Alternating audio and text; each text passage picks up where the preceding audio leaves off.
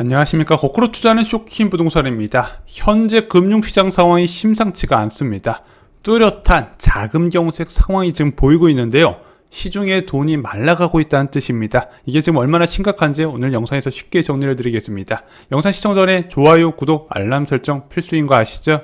레고랜드발 위기 사태가 벌써 1년이 되어 갑니다. 레고랜드발 위기 사태 어떻게 일어났는지 기억나시죠?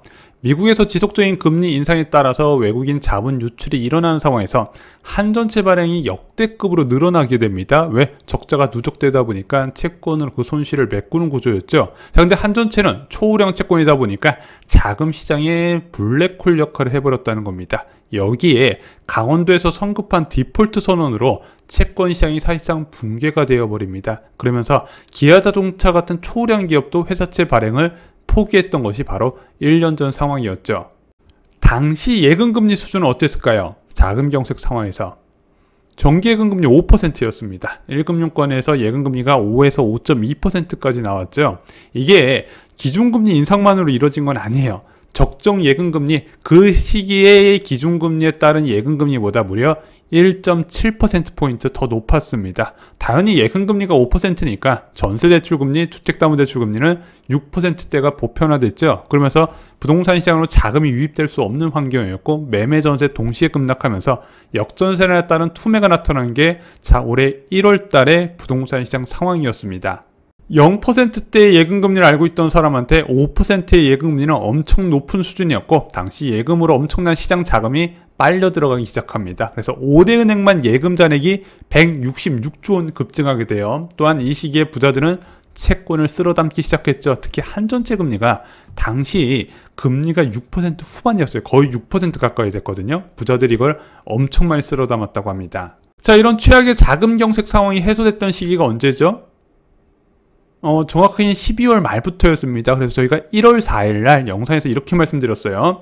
정말 폭포수처럼 떨어지는 시장금리 곧 존재를 드러낼 것이다. 자, 그래서 1월 22일 날 어떤 얘기가 나온다? 정기예금금리가 5%도 아니고 4%도 아니고 3%대까지 떨어지더라. 자, 그렇게 예금금리가 정상적으로 낮아지면서 부동산 시장에 저가 매수세가 유입되기 시작했고 현재까지 이어지고 있는 겁니다. 문제는 당시 엄청나게 가입한 예금의 만기가 다가온다는 겁니다. 5에서 5.2%에 가입한 예금의 만기가 다가왔는데 그 당시보다 예금금리가 1%포인트 이상 낮네. 그럼 누군가 좋다고 가입하겠지만 누군가는 마음에 안 들어서 해지할 수도 있겠죠. 그럼 예금 이탈에 대비한 유동성 확보가 필수인데 야, 은행에서 그렇게 많은 예금을 갖고 있었으면 그것이 문제가 없이 잘 보유하고 있겠지? 그렇지 않았어요. 그 당시에는 기업 대출 수요가 폭발적으로 늘어났었고 최근에는 가계부채까지 늘어나는 추세다 보니까 은행이 생각보다 돈이 없더라. 그럼 그 돈을 어디서 마련해요? 은행채를 발행해서 마련해야 되는데 이 은행채를 많이 발행하게 되면 과거와 같은 자금 경색이 다시 재현될 우려가 나오고 있다는 거죠. 그럼 은행채 발행이 얼마나 늘어나 볼게요. 2014년 상반기 내내 은행채 발행은 순상환 기조를 유지하고 있었다고 합니다. 자, 그런데 8월 달에 은행채 발행이 3조 7,800억 원으로 순발행으로 전환이 되더니 9월 달 들어서는 이미 9월 20일까지 7조 원 이상 순발행으로 진행이 되고 있다고 합니다. 문제는 은행채라는 거는 초우량 채권이잖아요. 이런 초우량 채권 발행 증가는 채권 시장 전체에 악영향을 줄 수밖에 없다는 겁니다. 그래서 작년에는 한전채 때문에 난리가 났고 올해는 은행채 때문에 난리 나는 게 아니냐 이런 우려가 나오고 있다는 거죠. 이런 상황에서 국제유가발 고금리 장기화 우려까지 겹쳐버렸어요. 그래서 국제유가가 연내 100달러 돌파한다, 3년 내 150불 된다 이런 얘기까지 나오고 있잖아요. 그러다 보니까 긴축이 장기화될 것이다. 그것이 채권금리에 반영되고 있고 미국 국채금리가 16년 만에 최고치를 찍고 있고 대한민국 국채금리 그리고 회사채금리, 은행채금리에도 영향을 주고 있습니다. 여기에 추적 자금 수요까지 몰리다 보니까 단기 자금 경색이 더욱더 심해지고 있다는 거죠. 자, 현재 5대 은행 예금금리 보겠습니다. 1년 정기예금 기준으로 3.9에서 3.95%가 많네요. 자, 제가 볼 때는 2023년 중 최고치라고 생각합니다. 최근에 예금금리 3.5%, 3.45%까지 낮아졌다가 3.6, 3.7, 3.8 이제는 3.95%까지 보이네요. 그러다 보니까 금융당국이 또다시 고금리 예금 경쟁을 자제할 것을 요구했습니다. 이게 레고랜드발 사태 이후에 처음 나오는 이제 경고예요. 자, 이런 상황에서 주식시장은 힘을 잃는 모습을 이어가고 있습니다. 이제 2500포인트도 위태위태한 상황이에요. 미국발 고금리 장기화에다가 내년 세계 경제 성장률 둔화 우려까지 수출을 먹고 사는 대한민국 기업들한테 절대 좋은 소식은 아니죠. 자, 이렇게 주식이 지지부진한데 예금금리가 계속 올라가는 추세가 나오다 보니까 유동성이 자꾸 주식에서 예금으로 옮겨가는 거 아니냐, 이것이 증시에도 반영이 되고 있는 것 같습니다. 결국 정부와 한국은행이 대응에 나섰습니다. 9월 20일 한국은행이 RP5일물을 매입하면서 단기 유동성 공급에 들어갔고요. 26일에 또는 27일 날 추가 RP 매입 계획도 발표했습니다. 자, 금융당국은요, 은행채 발행 제한을 풀고요. LCR 규제를 완화시켰습니다. 이런 은행 자본 규제 같은 경우는요, 이거예요. 한마디로 돈을 많이 쌓아두라는 건데, 위험에 대비해서 이렇게 돈을 많이 쌓아둬야 되는 의무가 있다 보면 돈을 확보를 해야 될 것이고, 그 확보 과정에서 은행채 발행량이 늘어나고 자금 경색이 심해지니까 일단 이걸 일시적으로 풀어줄 테니까 돈 좀 그만 확보해라. 지금 이런 계산이 보이고 있다는 거죠. 자, 현재 자금 시장 상황 언제까지 이어질까요? 전망은 늘 엇갈리죠. 시장 금리는 내년 상반기까지 오를 것이다. 예금 만기 짧게 가져가야 된다는 경고하는 전문가도 있고요. 레고랜드 1년 단기 자금 시장 금리 상승, 증권가에서는 10월엔 안정될 거라고 보는 전문가도 있었습니다. 자, 5%에 예금한 예금주가 3.95%에 재예치할까? 여기에 달려 있는 거죠. 다시 예치한다, 안 한다. 그거에 따라서 은행의 자금 수요가 결정될 것으로 보여집니다. 만약 고액예금에 가입할 사람이라면요, 저는 개인적으로 만기가 긴 예금을 추천드립니다. 저희가 1월 19일 날 영상에서 올려드린 게 있어요. 장기 예금 빨리 드세요. 10년 만에 온 기회 끝나갑니다. 그때 저희가 추천드렸던 게 카카오뱅크 36개월 예금 연 4.6%짜리입니다. 지금 이것도 찾기가 힘들어요. 자, 5%였던 예금금리가 이제 4%, 3.95%까지 떨어졌죠. 1년 뒤에 예금금리는 어떨까요? 더욱 낮아질 가능성이 저는 있다고 보기 때문에 기회이면 장기 예금을 권해드립니다. 자, 자금 경색 초기 대응 단계에서 부동산 시장은 어떻게 될까요?